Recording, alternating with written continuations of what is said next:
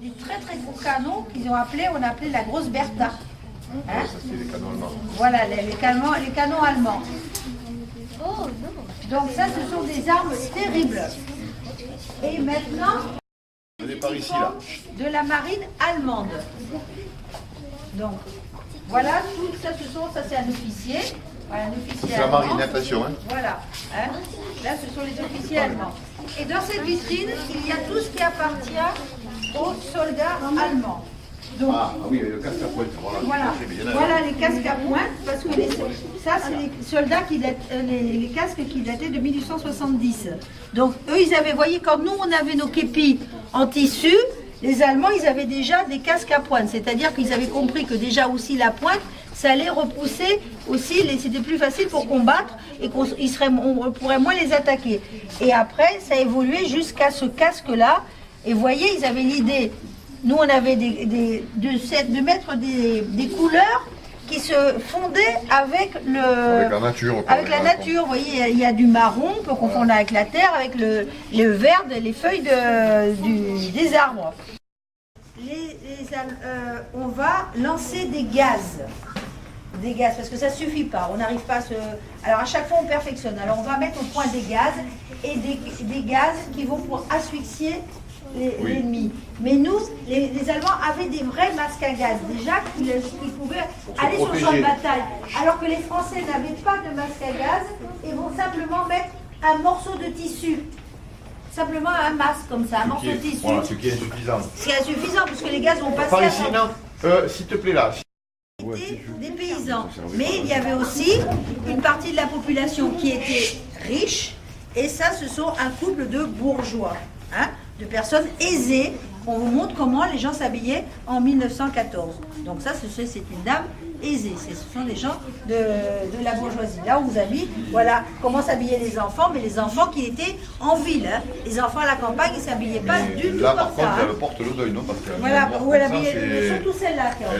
Voilà, peut-être c'est voilà, mais c'est cette dame-là qui est veuve.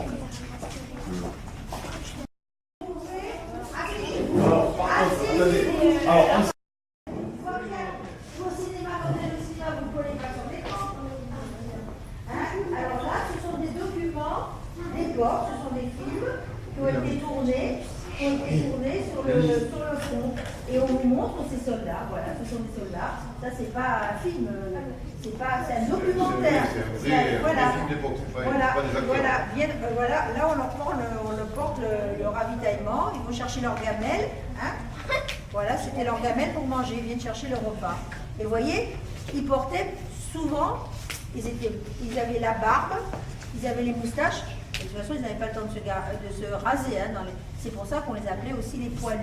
Voilà. Parce que comme ils avaient beaucoup de poils, ils étaient courageux. Voilà. Hein, c'était aussi marquez-le, ça, ceux qui écrivent, le surnom des soldats français, c'était les poilus. On les appelait les poilus. Parce qu'il y avait beaucoup de barbe. Parce que, bien sûr, ils n'avaient pas, comme voilà. dit Daniel, tous les matins, ils n'avaient pas le loisir de se raser. J'ai tâché de revenir.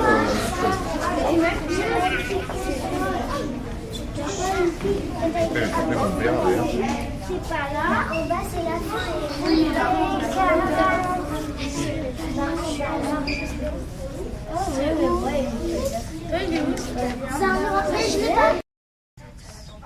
Ah, c'est un nom de quelle région? Montpellier, Bayeux. Voilà, et même c'est ton grand-père, Tirantes, qui est né au même endroit que moi en Algérie, à Hussein-Dey. Voilà. Et oui. Voilà. Bon, et les voisins de mes parents s'appelaient Tirantes. Donc, ce tableau, tu l'as très bien dessiné, l'arbre. Tu es parti des racines. Et tu l'as fait avec qui? Avec qui t'a aidé à le faire au niveau des renseignements? Pas le dessin, hein, les renseignements. Qui t'a aidé? Ta mère? Tes grands-parents, non? Un petit peu? Parce que c'est important de faire ça avec ce que l'on appelle les anciens, c'est-à-dire les parents, les grands-parents, enfin pas les parents, mais les grands-parents, les arrière-grands-parents. Qui a des arrière-grands-parents encore? Les arrières... C'est-à-dire les grands-parents de vos parents? Oui. Ah oui, quand même Il y en a un petit tiers. Hein. Un petit tiers.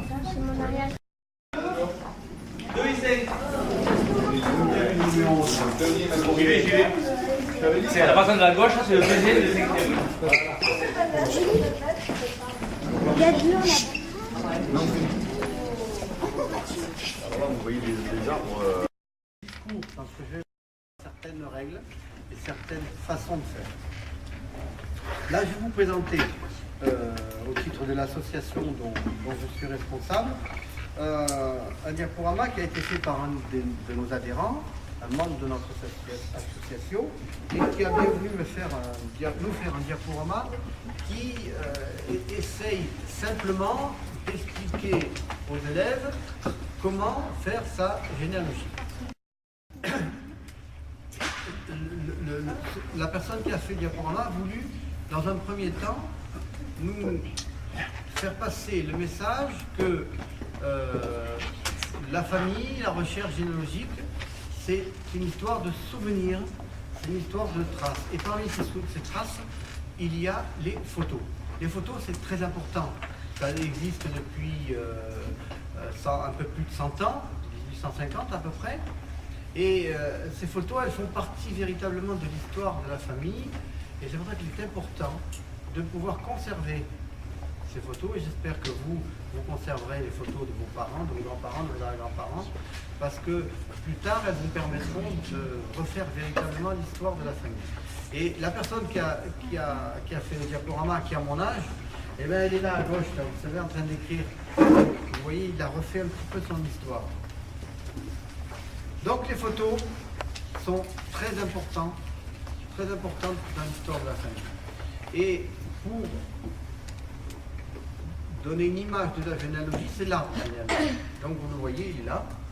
Et pour s'amuser un petit peu, Jean-Paul, puisque c'est le prénom de la personne qui a fait ce diaporama, a trouvé dans ses papiers, ou en tout cas dans les papiers de famille, une photo qui est très drôle.